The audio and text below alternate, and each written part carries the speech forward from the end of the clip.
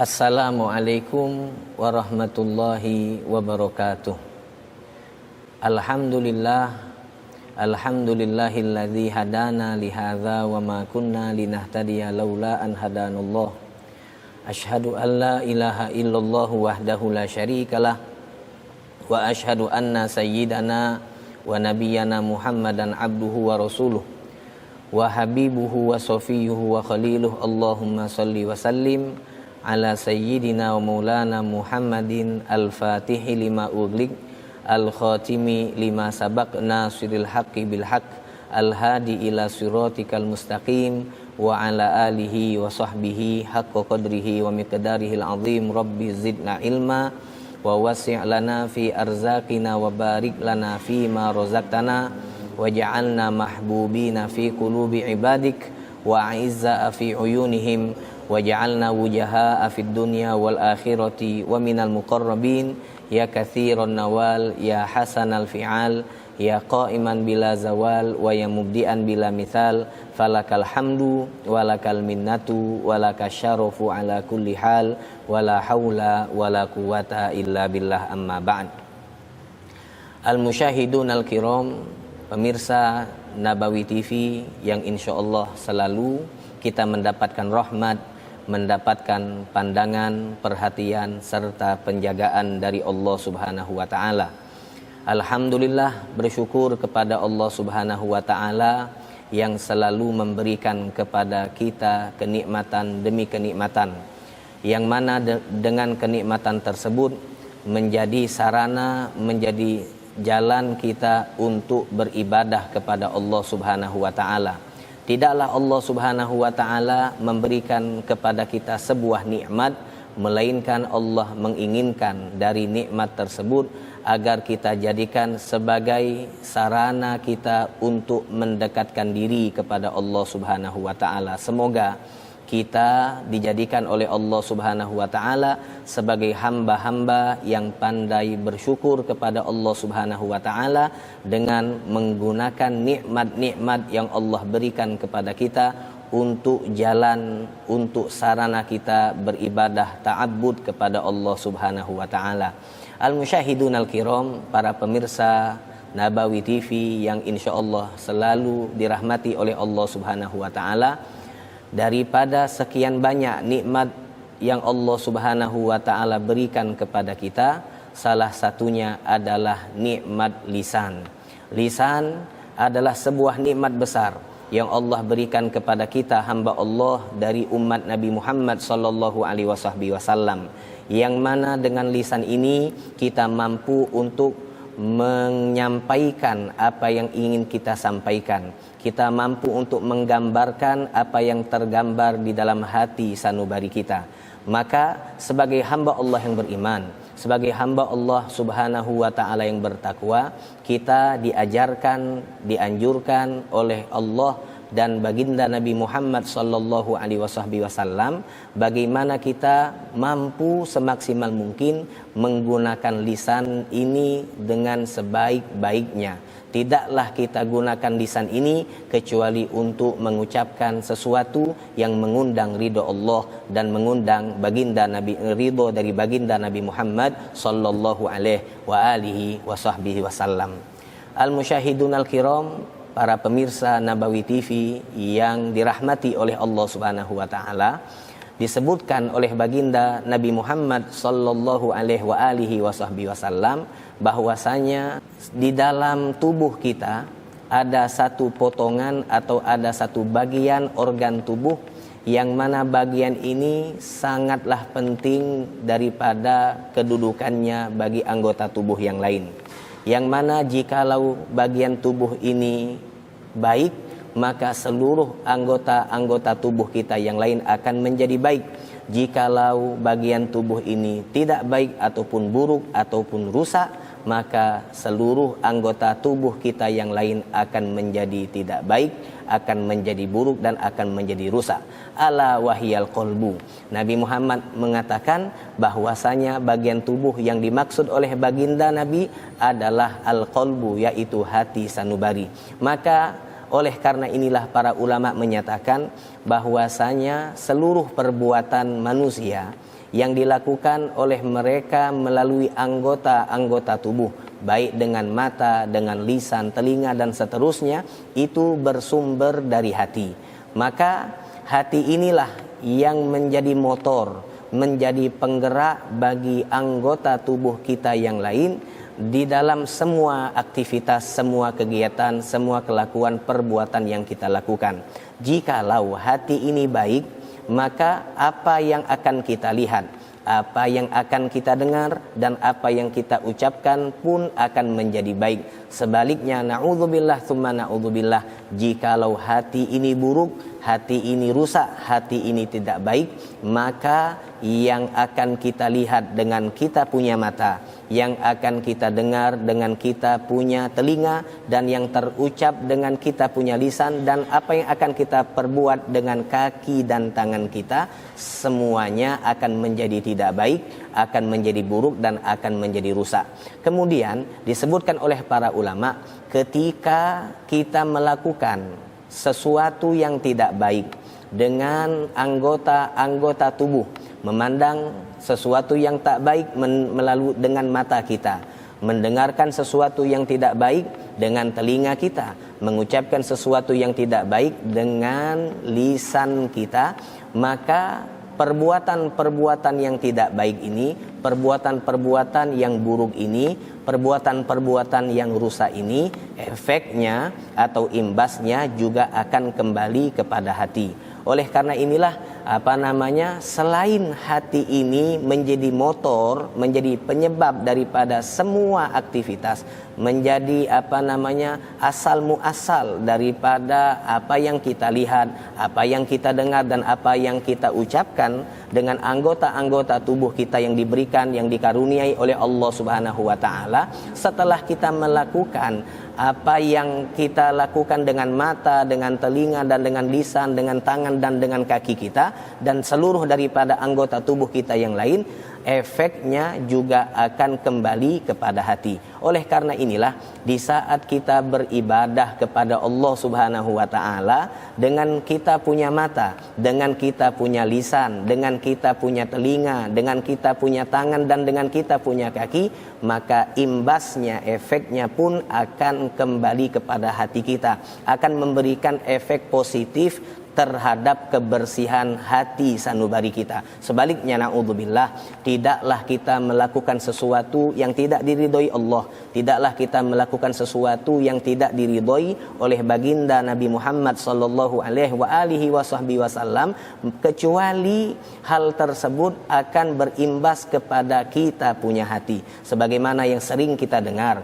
dari apa yang disabdakan oleh baginda Nabi Muhammad sallallahu alaihi wasallam, bahwasanya satu perbuatan dosa itu akan membuat daripada nuktah sauda, yaitu titik hitam ataupun bintik hitam yang akan mengotori kita punya hati. Na'udzubillah tsumma na'udzubillah. Al-musyahidun al-kiram, para pemirsa Nabawi TV yang insyaallah selalu kita mendapatkan rahmat daripada Allah Subhanahu wa taala. Oleh karena inilah, di dalam ibadah-ibadah yang kita lakukan kepada Allah Subhanahu wa taala, ibadah solat, ibadah puasa, ibadah haji, bahkan di dalam ibadah jihad, maka Nabi Muhammad sallallahu alaihi wasallam mendapatkan perintah daripada Allah Subhanahu wa taala untuk memberikan pengajaran, memberikan pendidikan kepada kita umat, bagaimana melalui ibadah yang kita persembahkan untuk Allah Subhanahu wa taala, menjadikan ibadah tersebut sebagai salah satu cara kita untuk menjaga kita punya lisan. Semisal di dalam solat, maka kita mendengar apa yang diucapkan, yang disabdakan oleh Rasulullah sallallahu alaihi wasallam. Beliau mengatakan, inna hadhihi shalah la yasluhu fiha syai'un min kalamin nas. Sesungguhnya solat yang kita lakukan ini, la yasluhu fiha, tidak pantas di dalamnya untuk diucapkan daripada dialog ataupun komunikasi antar sesama manusia, yang mana di dalam asbabul wurud dari hadis hadis ini disebutkan bahwasanya ada seorang Arab Badui yang melakukan sholat di Masjid Nabawi, Masjid Rasulullah Sallallahu Alaihi Wasallam, yang waktu itu dia melakukan dialog kepada sesama sahabat Nabi Muhammad Sallallahu Alaihi Wasallam. Maka Nabi Muhammad Sallallahu Alaihi Wasallam mengucapkan larangan tersebut agar mereka tidak menjadikan sholat sebagai tempat untuk berdialog, sebagai tempat ataupun waktu untuk berkomunikasi. Kemudian di dalam ibadah puasa kita juga diajarkan oleh baginda Nabi Muhammad Sallallahu Alaihi Wasallam bagaimana kita menjadikan puasa ini sebagai cara kita untuk menjaga kita punya lisan. Kita mendengar daripada penyampaian Rasulullah Sallallahu Alaihi Wasallam, man lam yada' qaulat zur wal amal bihi falaysa lillahi hajatun fi ayyada'a ta'amahu wa syarabahu. Barang siapa yang dikatakan oleh Rasulullah, barang siapa yang tidak meninggalkan daripada ucapan-ucapan zur, ucapan-ucapan yang tidak pantas, ucapan-ucapan kotor, dan amal bihi, dan perbuatan-perbuatan yang tidak pantas, falaisa lillahi hajah, maka sedikit pun Allah tidak membutuhkan dari dirinya ketika dia meninggalkan makanan dan minuman atau dia melakukan ibadah puasa. Maksud dari apa yang dikatakan atau yang disampaikan oleh Nabi Muhammad sallallahu alaihi wasallam, jikalau ada seorang yang berpuasa, dia tidak makan, dia tidak minum, meninggalkan daripada hal-hal yang membatalkan puasa, akan tetapi dia tidak mampu untuk menjaga lisannya dari ucapan-ucapan yang tidak baik, dia tidak mampu untuk menjaga dirinya, anggota tubuhnya untuk melakukan daripada perbuatan-perbuatan yang tidak baik, maka puasa yang dia lakukan tidak dibutuhkan oleh Allah Subhanahu wa taala. Apalah artinya puasa jikalau puasa itu tidak dianggap oleh Allah Subhanahu wa taala? Maka dari dua hadis ini bisa kita tarik kesimpulan bahwasanya di dalam ibadah, ketika kita melakukan ibadah kepada Allah Subhanahu wa taala, baik sholat ataupun puasa dan ibadah-ibadah lainnya, kita diajarkan secara tidak langsung di dalam ibadah tersebut bagaimana kita mampu untuk menjaga kita punya lisan. Sebagai contoh yang lain, suatu hari di saat Rasulullah sallallahu alaihi wasallam beliau berjihad bersama para sahabat-sahabat beliau. Maka salah satu dari sahabat beliau ada yang wafat ataupun gugur dalam keadaan syahid. Lalu sahabat yang lain berkomentar ketika melihat teman mereka, ketika melihat salah satu daripada sahabat mereka wafat, mendapatkan kemuliaan syahid, gugur di dalam perjuangan jihad bersama baginda Nabi Muhammad sallallahu alaihi wasallam, secara spontan sahabat yang lain mengatakan, berkomentar dengan terhadap sahabat tersebut, hani'an laka bil jannah, alangkah beruntungnya engkau telah mendapatkan nikmat surga daripada Allah Subhanahu wa taala. Ucapan yang sangat wajar di saat seorang sahabat Nabi Muhammad yang berjuang bersama Nabi Muhammad sallallahu alaihi wasallam kemudian mendapatkan kemuliaan dari Allah Subhanahu wa taala, syahid di dalam medan peperangan lillahi taala karena Allah Subhanahu wa taala.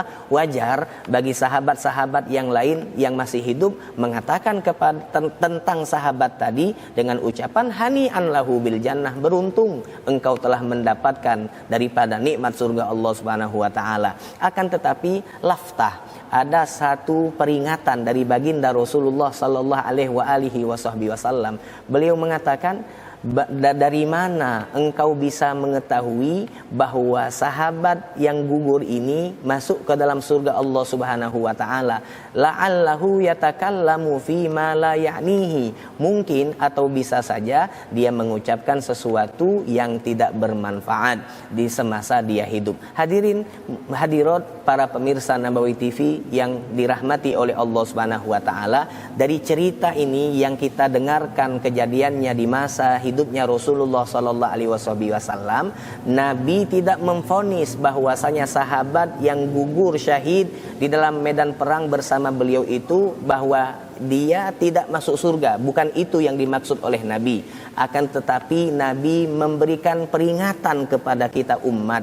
sehebat apapun ibadah yang kita lakukan, solat, puasa, bahkan jihad fisabilillah yang hampir dipastikan orang yang gugur syahid di dalam medan perang jihad fisabilillah pasti masuk ke dalam surga Allah Subhanahu wa taala. Sehebat apapun ibadah yang dilakukan oleh seorang hamba Allah Subhanahu wa taala, jikalau dia tidak mampu untuk menjaga dia punya lisan, maka ibadahnya tidak bernilai di sisi Allah Subhanahu wa taala. Coba bayangkan, di saat kita sholat kemudian kita mengucapkan komunikasi sesama manusia, maka sholat kita itu terhitung di dalam madhab Imam Syafi'i atau di dalam fikih kita membatalkan sholat. Kemudian di dalam berpuasa kita sudah mendengarkan hadisnya, kita lapar, kita haus dari mulai terbit fajar sampai terbenam matahari, akan tetapi hal yang kita lakukan itu tidak bernilai di sisi Allah Subhanahu wa taala jikalau kita tidak mampu untuk menjaga lisan daripada ucapan-ucapan yang kotor. Kemudian bahkan di dalam jihad sekalipun, jikalau kita berjihad fisabilillah kemudian diberikan kemuliaan untuk gugur syahid di dalam medan perang tersebut, akan tetapi kita tidak mampu untuk menjaga lisan dari ucapan-ucapan yang tidak bermanfaat, la yakni, yang tidak bermanfaat, yang tidak mendatangkan manfaat di dunia, yang tidak mendatangkan manfaat di akhirat, maka hal tersebut, jihad tersebut tidak bernilai di sisi Allah Subhanahu wa taala. Jadi kesimpulannya hadirin para pemirsa Nabawi TV yang insyaallah dirahmati oleh Allah Subhanahu wa taala, di dalam ibadah itu ada seperti pendidikan bagi kita, bagaimana kita bisa mampu maksimal menjaga kita punya lisan, tidak terucap dari lisan ini melainkan sesuatu yang diridhoi oleh Allah, yang diridhoi oleh baginda Nabi Muhammad sallallahu alaihi wa alihi wasahbihi wasallam. Al-musyahidun al-kiram, para pemirsa Nabawi TV yang dirahmati oleh Allah Subhanahu wa taala. Di dalam Al-Qur'an Allah Subhanahu wa taala berfirman, wa qul li ibadi yaqulul lati hiya ahsan inna syaitona yanzighu bainahum. Di dalam ayat tersebut Allah menyatakan bahwasanya wa qul, katakanlah wahai Muhammad, sampaikanlah wahai Muhammad, li ibadi, kepada hamba-hambaku yang beriman, yaqulul lati hiya ahsan, hendaknya dia mengucapkan ucapan-ucapan yang baik, ucapan-ucapan yang diridhoi Allah, yang diridhoi Nabi Muhammad sallallahu alaihi wasallam. Kemudian setelah Allah memerintahkan hal tersebut bagi kita hamba Allah untuk mengucapkan sesuatu yang baik, Allah menjelaskan alasan kenapa Allah Subhanahu wa taala memerintahkan kita dengan perintah ini, inna syaitona yanzighu bainahum. Karena di saat kita hamba Allah, di saat kita umat Nabi Muhammad sallallahu alaihi wasallam tidak mampu untuk menggunakan lisan ini mengucapkan sesuatu yang baik, kita gunakan lisan ini mengucapkan ucapan-ucapan yang tidak diridhoi Allah, yang tidak diridhoi Nabi Muhammad sallallahu alaihi wasallam, maka di saat itu syaitan akan menjadikan hal tersebut sebagai ruang, sebagai peluang bagi mereka untuk merusak hubungan kita antara sesama manusia. Maka ini sangat jelas bagaimana Allah Subhanahu wa taala memberikan perhatian yang sangat besar kepada kita hamba Allah, kepada kita umat Nabi Muhammad sallallahu alaihi wasallam, agar kita mampu untuk menjaga kita punya lisan. Lalu yang terakhir, Rasulullah sallallahu alaihi wasallam beliau mengatakan di dalam hadisnya, wal kalimatut thayyibatu shadaqah. Al kalimah at-thayyibah, kalimat yang keluar dari lisan kita, at-thayyibah, yang mana kalimat-kalimat tersebut thayyibah, kalimat-kalimat yang baik, shadaqatun, merupakan salah satu cara kita untuk melakukan daripada sedekah. Pahalanya sama seperti kita bersedekah karena Allah Subhanahu wa taala. Maka menjadi pertanyaan, apa yang dimaksud oleh Nabi dengan kalimah at-thayyibah? Dijelaskan oleh Al-Habib Abdullah bin Alawi bin Muhammad Al-Haddad di dalam kitab beliau Adab Sulukil Murid, bahwasanya al-kalimah at-thayyibah yang pertama adalah zikrullah, berzikir kepada Allah Subhanahu wa taala, baik dengan zikir-zikir yang kita kenal atau dengan membaca Al-Qur'an ataupun bersolawat kepada baginda Nabi Muhammad sallallahu alaihi wasallam.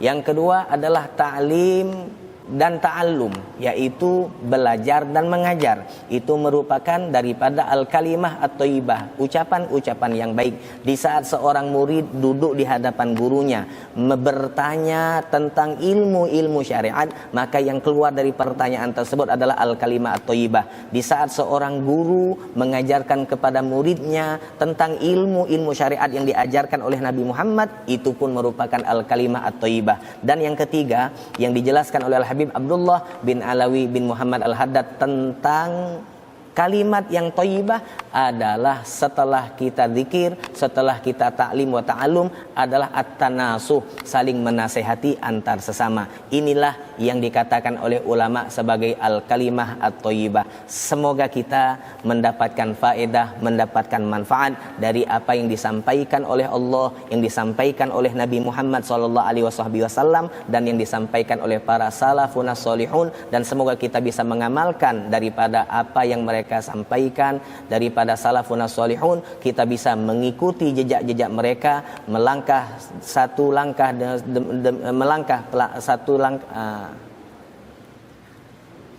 melangkah,